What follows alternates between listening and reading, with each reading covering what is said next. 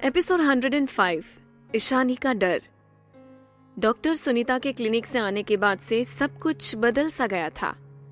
फिर अचानक एक सुबह अबीर गायब हो गया। इससे ईशानी काफी परेशान हो गई थी। सभी उससे कह रहे थे यही कहीं पार्क तक घूमने गया होगा, तुम फिक्र मत करो, वो खुद आ जाएगा, छोटा बच्चा थोड़ी है। बच्चे का नाम सुनते ही ईशानी को झटका सा लगा। वो सोचने लगी कहीं अबीर बच्चे वाली पर्सनालिटी में तो नहीं है और वो घर आने का रास्ता ही भूल गया हो। ईशानी ब्रेकफास्ट बीच में ही छोड़कर अबीर को ढूंढने निकल पड़ी। सड़क से गुजर रहे हर एक शख्स से वो अबीर के बारे में पूछ रही थी। उसने उसकी फोटो हाथ में ले रखी थी। दिन के 2 बज गए थे, लेकिन उसे अबीर का कोई पता नहीं चला। वो थोड़ा आराम करने के लिए सड़क किनारे बेंच पर बैठी थी। तभी उसे थोड़ी दूर सड़क पर बहुत से लोग दिखे। वहां शायद कुछ हादसा हुआ था। सारी गाड़ियां रुक गई थी, बहुत जैम लगा था। तभी उसके पास खड़े कुछ लोग बात कर रहे थे। क्या हुआ है, इतनी भीड़ क्यों लगी हुई है? अरे किसी का एक्सीडेंट हो गया है वहां पर, बचने के चांसेस भी कम लग रहे हैं। ओह, ईशानी ये बात सुनकर घबराते हुए भीड़ के पास पहुंची। जैसे ही वो लोगों से धक्का मुक्की करके आगे पहुंची और सामने का नजारा देखकर उसकी चीख निकल गई। जिसका एक्सीडेंट हुआ था वो और कोई नहीं, अबीर ही था। तभी एम्बुलेंस आई और वो उसे ले जाने लगी। एम्बुलेंस में आए लोगों ने पूछा, यहाँ पर इनके कोई रिलेशन में है क्या, या कोई इन्हें जानता हो? यस सर, मैं इनकी पत्नी हूँ। ओके ठीक है, आप भी हमारे साथ आ जाइए। ईशानी अबीर के साथ एम्बुलेंस में चली गई। बस वो यही दुआ कर रही थी, भगवान बस अबीर को ठीक कर दे। हॉस्पिटल पहुंचते ही उन्होंने अबीर को इमरजेंसी रूम में शिफ्ट कर दिया। जैसे ही डॉक्टर रूम से बाहर आए तो उन्होंने उसे बताया कि अबीर अब इस दुनिया में नहीं है। सिर पर गहरी चोट लगने की वजह से उसकी मौत हो गई है और डॉक्टर्स उसे बचा नहीं पाए हैं। We are really sorry. Ishani भागते हुए अबीर के पास गई और कहने लगी, अबीर उठो, तुम्हें कुछ भी नहीं हो सकता, अबीर प्लीज उठो। तभी नर्स आई और वो उसे वहां से बाहर जाने के लिए कहने लगी। जब ईशानी ने उसका कहना नहीं माना तो 2-3 नर्स ने जबरदस्ती उसे कमरे से बाहर कर दिया। अबीर से अलग होने के ख्याल से वो डर गई। तभी अचानक ईशानी की नींद एकदम से टूटी। उसने टाइम देखा तो रात के 2 बज रहे थे। आज उसे फिर से बुरा सपना आया था। उसने अबीर की तरफ देखा। वो इत्मीनान से सो रहा था। अबीर का हाथ पकड़कर वो दोबारा सो गई। सुबह जब ईशानी उठी तो सबसे पहले उसने अबीर को देखना चाहा कि वो अभी भी सो रहा था या जाग चुका था। उसने देखा कि वो अभी भी सो रहा था। वो हंसते हुए मन ही मन कह रही थी, सपने सच नहीं होते, अबीर तो अभी तक सो रहा है। वो अबीर को जगाकर घर के काम निपटाने चली गई। करीब 2 घंटे बाद वो खाने की प्लेट्स लगा ही रही थी कि तभी अबीर तैयार होकर वहां से जाने लगा। अरे अबीर, नाश्ता तो कर लो। नहीं, मुझे नहीं करना है। अरे लेकिन इतनी सुबह कहाँ जा रहे हो, अभी तो ऑफिस का टाइम भी नहीं हुआ है। मुझे कुछ काम है, ऑफिस नहीं कहीं और जा रहा हूँ। तो चले जाना, कम से कम कुछ खा तो लो, भूखे मत जाओ।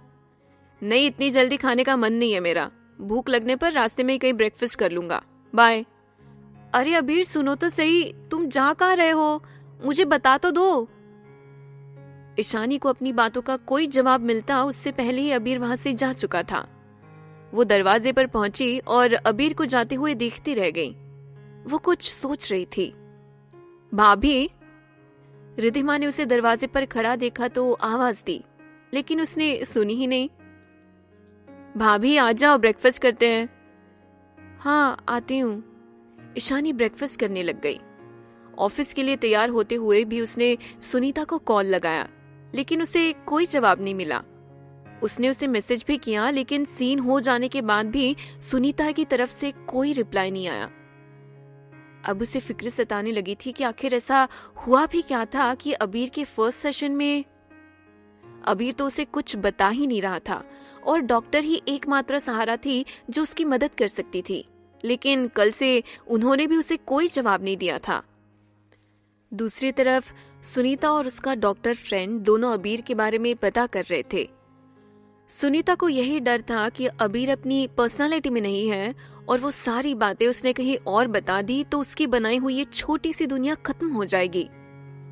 वो सोच रही थी कि उसे ये क्लिनिक छोड़ना पड़ेगा, ये शहर भी छोड़ना पड़ेगा, और कहीं केस फिर से ओपन हुआ तो उसे जेल जाना पड़ सकता था। नहीं, वो ऐसा नहीं होने देगी। ये सोचते हुए वो पुरानी सारी फोटोज एल्बम्स चेक करने लग गई।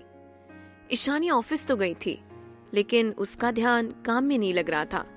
उसने लैपटॉप पर दोबारा मल्टीपल डिसऑर्डर के बारे में सर्च करना शुरू कर दिया। उसने काफी सारे आर्टिकल्स पढ़े। एक आर्टिकल पर उसकी नजर गई तो वो हैरान हो गई।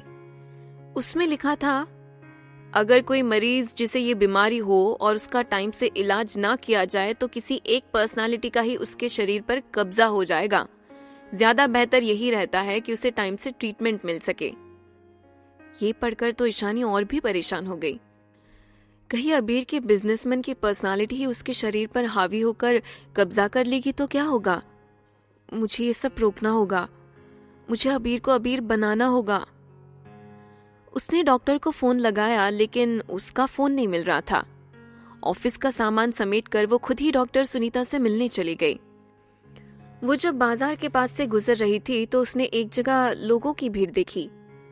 वहां पर एक आदमी अपने तोते के साथ बैठा था। उसने एक छोटी सी मेज लगा रखी थी जिस पर कुछ कार्ड्स थे और मेज के बाहर लिख रखा था, भविष्य बताने वाला तोता। ईशानी भी थोड़ी देर वहां रुककर तमाशा देखने लगी।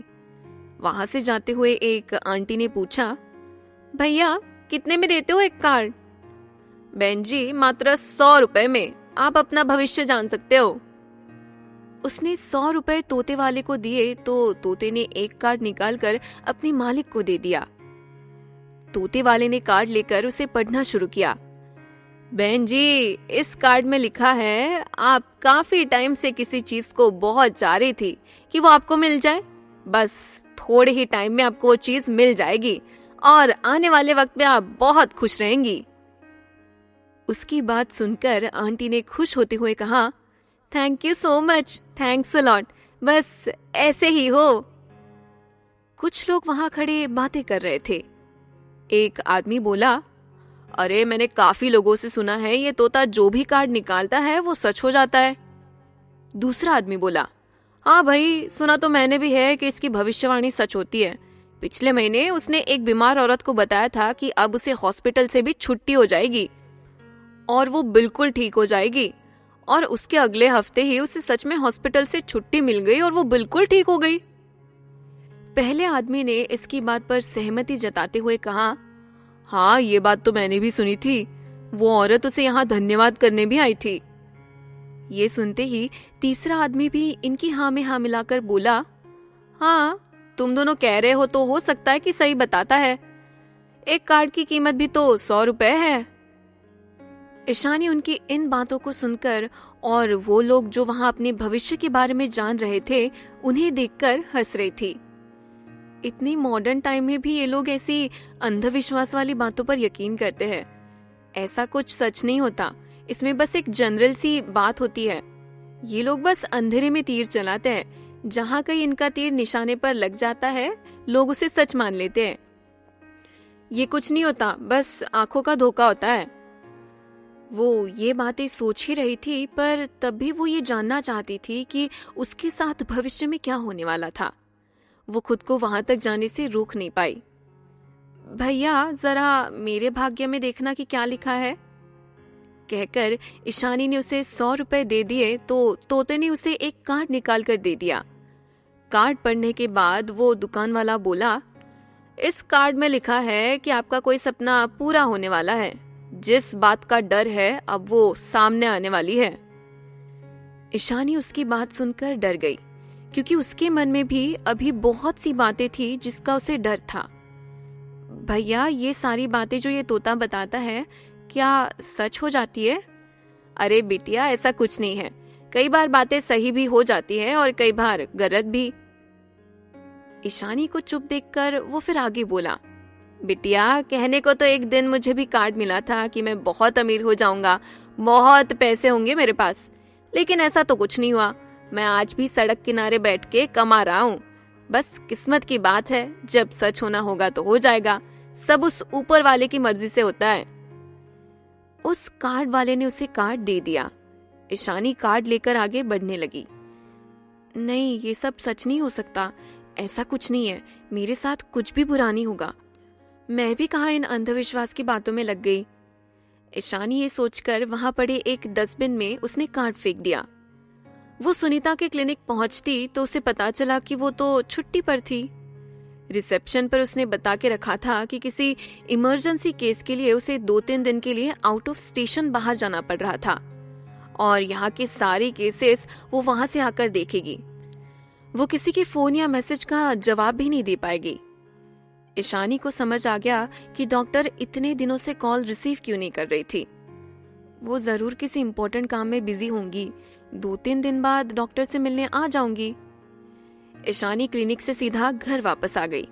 डिनर करने के बाद वो सोने की कोशिश करने लगी। उसने आज पूरे दिन क्या क्या किया वो इन्हीं सब बातों को याद कर रही थी। तभी उसे उस भविष्य बताने वाले तोते का ध्यान आया। वो औरत जो हॉस्पिटल में थी वो ठीक हो गई थी। अगर उसकी तरह मेरे वाले कार्ड की बात भी सच हो गई तो? लेकिन उसने तो किसी ऐसे बुरे सपने के बारे में मेंशन नहीं किया। उसने तो बस ये कहा था कि आपका कोई सपना पूरा होने वाला है। कोई भी सपने में तो सारे सपने आते हैं, मुझे फिक्र करने की कोई जरूरत नहीं है। ईशानी ने खुद को दिलासा दिया और बेफिक्र होकर सो गई। अगले दिन उसने सबके लिए ब्रेकफास्ट बनाया। अबीर सुबह ही कहीं चला गया था। ईशानी ने जब उसे कहीं नहीं देखा तो उसे अपने सपने वाली बात याद आ गई।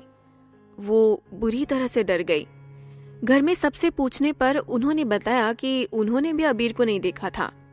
ईशानी दौड़कर अपने रूम में गई और अबीर को फोन करने ही वाली थी कि उसने देखा कि अबीर ने फोन पर एक मैसेज कर रखा था। I have some important work, so I have to go early in the morning. उसका मैसेज पढ़ने के बाद ईशानी को चैन की सांस आई। फिर उसने बाहर आकर सबको बताया कि अबीर जल्दी ऑफिस चला गया था।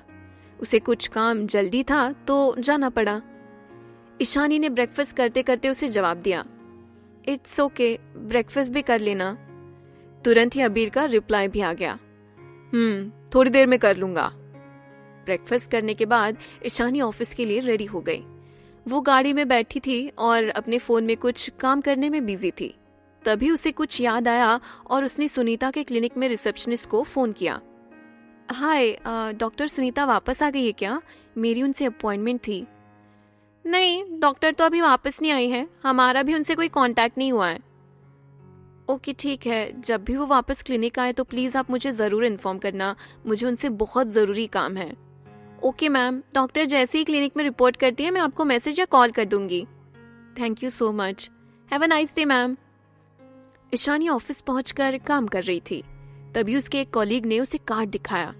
देखो मेरा गुड लक कार्ड, कार्ड में लिखा है कि मेरा जल्दी ही प्रमोशन होगा। अच्छा जी, आई विश तुम्हारी ये ख्वाहिश जल्दी पूरी हो। Thank you. वैसे कार्ड दिखाना जरा। ईशानी ने कार्ड को हाथ में लेकर पूछा, ये तुम्हें कहाँ से मिला? अरे कल ही बाजार में एक तोते वाला मिला था जो कि भविष्य बताता था, उसी से मुझे ये कार्ड मिला। इस बात से ईशानी को अपने लिए मिले कार्ड की याद आ गई।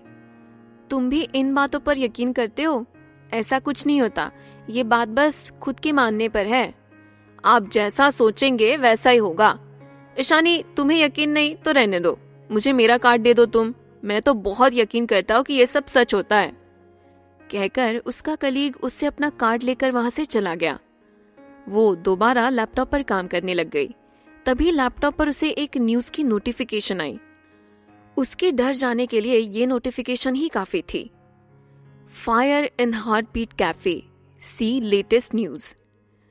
नोटिफिकेशन देखने के बाद ईशानी ने उस पर क्लिक किया तो देखा न्यूज एंकर हार्टबीट कैफे के बाहर से लाइव न्यूज दे रहा था। जैसा कि आप देख रहे हैं, हम अभी हार्टबीट कैफे के बाहर खड़े हैं और इस कैफे में भयानक आग लगी है। फायर ब्रिगेड के लोग आग पर काबू पाने की कोशिश कर रहे हैं। हालांकि ये आग किस वजह से लगी है, इन कारणों का भी पता नहीं चल पाया है। आगे की खबरों के लिए हमारे साथ बने रहिए। ईशानी जितना जल्दी हो सकती थी हार्ट बीट कैफे के पास पहुंची। फायर ब्रिगेड ने आग पर काबू तो पा लिया था, लेकिन कैफे पूरी तरह तबाह हो गया था। अब आगे क्या होगा? क्या केवल यही सपना था जो सच होने वाला था, या फिर ईशानी के बाकी डर भी सच होंगे? क्या अबीर सही होगा या फिर बिजनेसमैन वाली पर्सनालिटी उस पर हावी हो जाएगी और हमेशा के लिए वो उसी पर्सनालिटी का गुलाम बनकर रह जाएगा? जानने के लिए सुनते रहिए सपना गुप्ता का लिखा नॉवेल हार्ट बीट कैफे, मेरे यानी आयुषी के साथ।